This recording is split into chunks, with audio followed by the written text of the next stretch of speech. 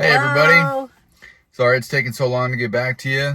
Over the last couple of weeks there's been a lot of moving parts, and we have been focused on our family and making sure that we get it all done right the first time. Okay, so on this one we're just going to go ahead and get you an update as to how things have been going. We have finally picked up our rig and we want to share with you what that kind of looks like the last week or so moving back into it, and what we have planned next. For those of you that have been going through it, we want to make sure that you have an idea maybe what you can expect. Sorry it's taken so long. It's been a whirlwind of crazy this past week. We picked up the rig, then we had to maneuver all of our stuff back in. The kids had finals last week, and it's just been complete chaos. We picked it up and we came directly to Elkhart Campground so that we could try out everything, take our own measurements, and actually take like snapshots of everything as it is right now so that we kind of have a baseline moving forward, because we've got one year left on this warranty. 1 year. So we're going to be watching everything super closely now. So taking pictures and getting measurements and documenting everything was super important before we took off on an extended trip.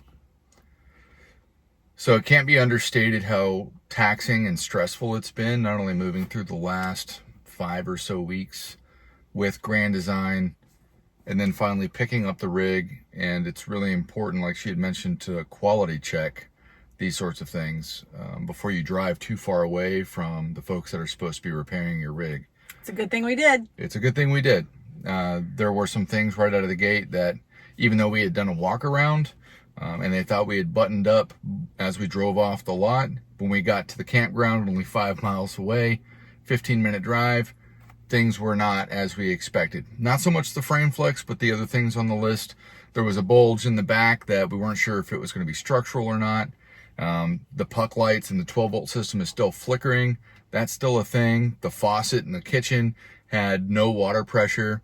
So some of the things that were just kind of overlooked at the facility that we could only test when we hook up. They did a, what do you call it, a pressure test, and it, I guess, blew some debris into the sink faucet, as well as created that leak on the inlet for city water. Right. Here's the cool part, and we haven't in the last couple of videos had a lot of praise for Grand Design. It's been primarily on like somewhat defense, where we feel like we're offended about something that they've said or assumed and how they're approaching it. The last week or so, they have been Johnny on the spot, if you will, about responding to our needs, doing it in a fashion that is not accusatory or abusive. It has been received well, and they've heard us, and then they activate on it. So when we told them that as soon as we pulled into the campground, hey, we're not done yet, we have these things, the very next morning, their foreman, their lead guy, their lead tech, their lead service person showed up to our campground knocking on the door, and he did the work. He had another gentleman with him, so they were prepared to make sure that that was the only visit. So that was a nice thing to see. I'm not sure if everybody gets that. I think what's happening is they're ready to be done with us as much as we are to be done with them and this whole experience. Maybe not. Maybe they're having a good week, but we want to give them some credit. It's not all doom and gloom. That Grand Design did show up well in some regard over the last week. We were supposed to leave on Saturday, but we chose not to leave. On Friday, there was a box of parts for me to pick up, and we picked those up on Friday, and then we got to the repair part on Saturday and realized that the parts we picked up were the wrong sizes for the puck lights. We're trying to find out what's going on with the 12-volt system. We're trying to figure out what's going on with this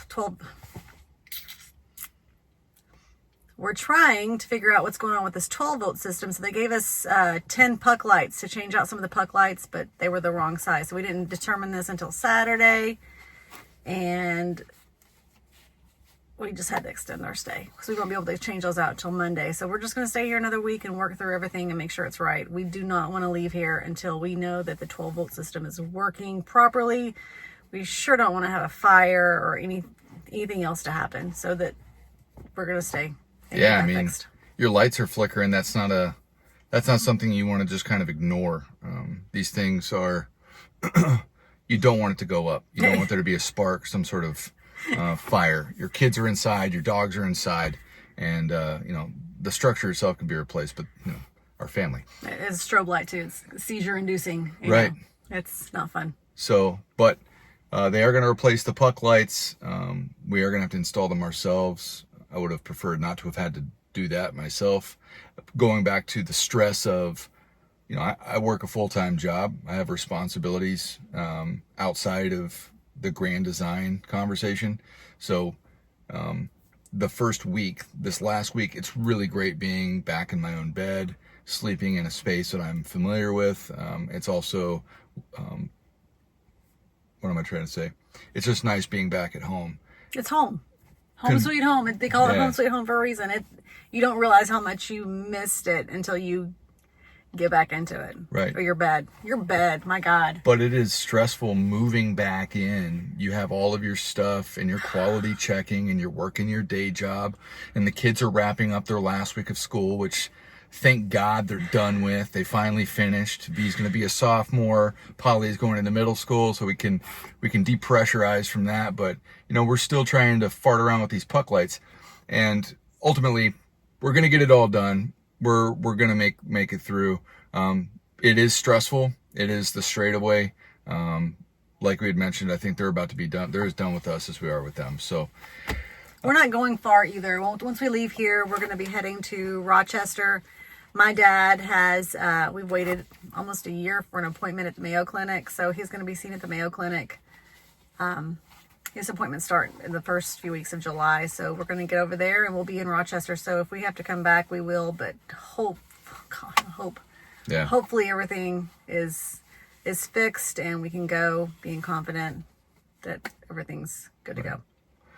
So it's, for those of you that own Grand Design or considering buying a Grand Design product, everybody has a little different story. And I think this is why Grand Design does a case-by-case basis. There's very, very rarely a standard that you can say, but we feel like the better we communicate out, you'll have some idea of if you're, experiencing something completely different or if maybe it's par for the course, if there is such a thing. But ultimately, we're full-timers. We spent our 3-year nomadversary in an Airbnb because we're getting this thing fixed. And, as much like the job, there's other things outside of working with Grand Design that we have to work on. We were supposed to be in Canada for the summer. That shot, we'll get to it later. Ultimately, it's not preferred, but it'll happen.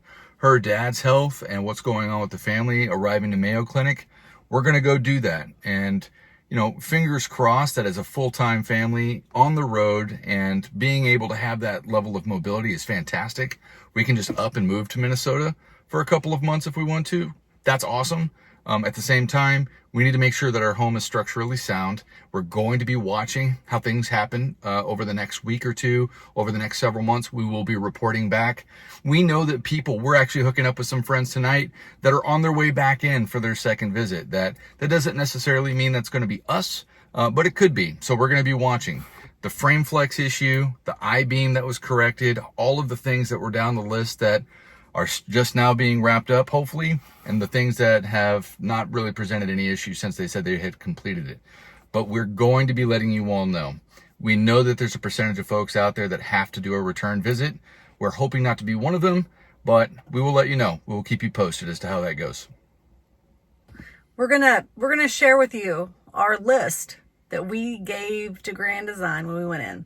Now I know that there's been a lot of talk about when you go in only, they're only going to fix the flex. They're only going to address that one issue, but that's not true for us. They actually fixed a lot of our issues, and I offered to pay for some of the little things like I offered to pay for some of the little things like the slam latch is not working, some handles, some window handles weren't working. I offered to pay for all those, and they did all that for free. Our doors were not on the list. Our doors haven't closed properly in 6 months or so, maybe a year. I don't even know. You have to close it and open the latch and then smash it shut. That's just how we do it. And they did something to our doors, and they fixed them without being My asked. gosh, the doors open and close, and they just slam closed like they did from day one. So that was a very nice surprise. That wasn't even on our list. I'm sure they just got tired of dealing with it, so they fixed it. So we're going to share that list with you here. And the list, as you can see, is separated into two parts. One, things that are associated specifically with the frame flex are a symptom of or damage created by. And then below that is going to be the other part of the list, which are things that we figured we'd either have to pay for, maybe not in warranty, etc. And some of the things that were fixed weren't on the list at all. They just took care of it. We got brand new slide outs for our bedroom slide because the technology changed. They took care of that. They took care of the doors like she had mentioned. They replaced some of the lights, the push button lights that are in the closets and in the wet bay. One of the models where you push the button in and the button gets stuck, and it's got like a jelly button, and you push the button in and the button stays those in. are garbage. They replaced those for us, and they replaced the fan, the fan in the second bathroom. It's in Toy Hauler. That's a brand new fan. When they came out to repair the sink, it turned out that either debris from the pressure testing, as you mentioned, or there was a mineralization, ultimately that the head needed to be replaced off of the faucet, and they replaced the entire faucet, a brand new faucet. So they did go above and beyond, like I had mentioned. Maybe that's because they're ready to be done and they're not hugely expensive, but they made some moves on our list and things that were off of our list without being prompted, which was pretty nice to see. So the Lippert repair was done, and we have a like a work order from Lippert where they fixed that. We were not very happy with the fact that Lippert put on that document that it looked like the rig had been dropped. That is absolutely not the fact. That is not a fact. We did not drop this rig. Not possible for us to drop the rig. Like, there's no possible way to drop the rig off of a truck. So if it was dropped, it would have been done at like a dealership when we had it in for repair. But I don't think that's the case either, because I've looked through pictures and videos trying to determine at what point that leg started to stick out wonky, and I can't even really determine. It was definitely after some of our repair visits. So it wasn't, I actually have a video from when we picked it up at the last dealership repairs, and it wasn't that either. So I don't know at what point that happened. We definitely didn't drop it. We sent that Lippert repair to our insurance agent, and he reviewed it, and he said it was not dropped. He agrees it was not dropped, but he did send the repair documentation up to his boss, and they agree that that's how they would have repaired it. It's an insurable repair. We still are insured for full-time living. So, we have to go with that. We have to go with... But let me summarize this part because I think it's interesting. We, as the end user of the product, know that we haven't damaged it.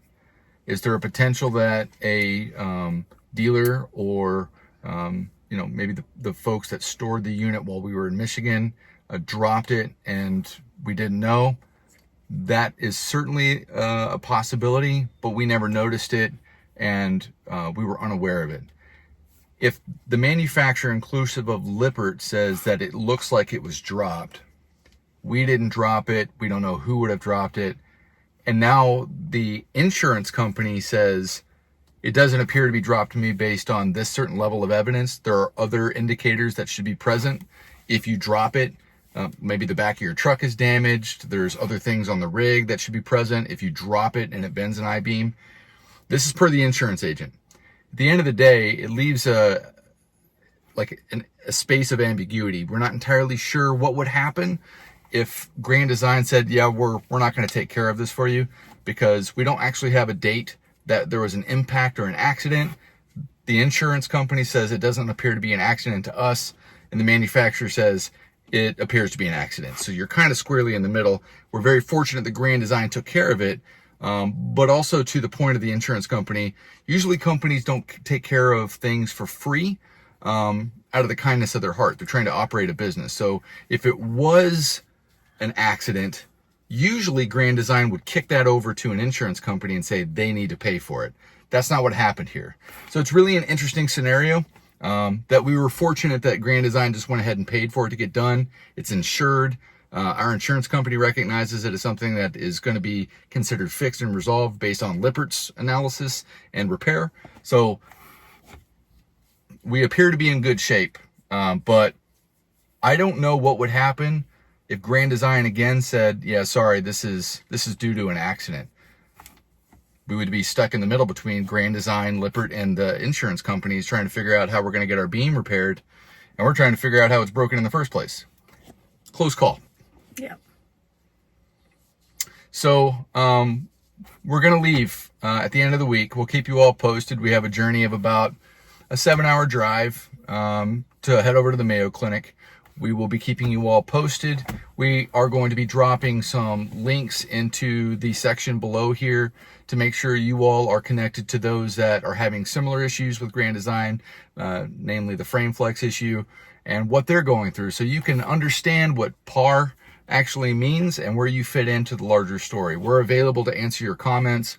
We want questions. We're still learning. We hope to put the majority of this behind us, but we understand that it's not fully over yet. And we look forward to hearing from you. If you have anything, please let us know. Sure. Even though the outcome wasn't what we wanted, we really wanted a buyback. We did not want to take this back after having the frame and the I-beams repaired. We really just weren't comfortable with that. But ultimately, this is what we got. This is what we're working with, and we will continue to just watch it closely. If it happens again, that's when we're really gonna. We'll be back. We'll put some pressure on. Right. Because we won't do this again. Right. Promise. Well, please make sure to like and subscribe. Turn on your notifications if you want to continue to follow along. Check out the links below for other Grand Design customers, full-timers, part-timers that are discussing this situation online. We're trying to beef up the algorithm. All of our accounts together, we have strength in numbers. So we'll help in any way we can as well. We'll share whatever you want to hear from us. We'll share it with you. We're not hiding anything. We haven't signed an NDA. We're not holding anything back. We're happy to just tell you as much as we can on what we did to get where we got. It's not going to be the same for everybody, but we're happy to help. We're here in Elkhart at Elkhart Campground for another week. Today's the 23rd, and we'll be here through next Saturday. At least until next Saturday. No, that's it. That's it. We're getting the hell out of here after that. But yeah, come say hi to us. Give us a shout. We'd love to meet people that are here. Answer any questions. Just say hi. Thanks, everybody. We'll see you on the next one. Thanks, guys.